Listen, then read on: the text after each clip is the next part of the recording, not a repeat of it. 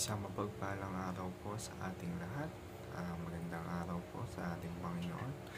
Ako nga po pala si John Robby Medina at ngayong araw po, February 4, 2025, araw ng Martes, ay samahan ninyo akong pag-aralan at tunawain ng mga salita ng ating Panginoon. Ang pamagat po ng ating devotion ngayong araw ay ano ang relihiyon ni Jesucristo?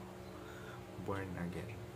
At ang paksa po natin ay magmumula sa John chapter 3 verse 3. Sinasabi dito, Jesus replied, "Very truly I tell you, no one can see the kingdom of God unless they are born again."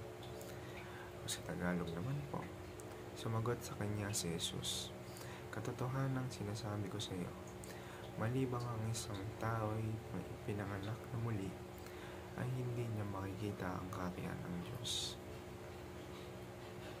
At para naman po sa ating katotohanan ngayong araw, unang-una, born again is not a sect or a religion. Sa ikalawa, born again is a spiritual experience. At ikaw ulit, born again is the rebirth of the new self.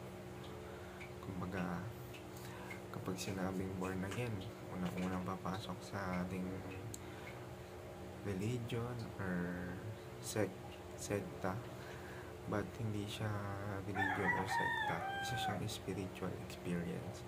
Isa siyang encounter sa ating Panginoon. At para naman po sa ating applications, unang-una, stop identifying born again as religion. Sa ikalawa, seek spiritual renewal. At ikaw ulit, start sharing the experience. At para naman po sa ating prayer ngayong araw, samahan po ninyo ako sa isang maikling panalangin. Heavenly Father, I have sinned against you. I ask for forgiveness. I acknowledge that Jesus suffered on my behalf, took the punishment I deserve, and died on the cross in order to save me. I believe He rose from the dead and reigns as King over my life. Please change me. Let me experience being born again in the Spirit. Save me, renew me, restore me, heal me. Make me a person you designed me to be. From now, I will live for you. I offer my life to you. Thank you, Lord Jesus, for loving me to the very end.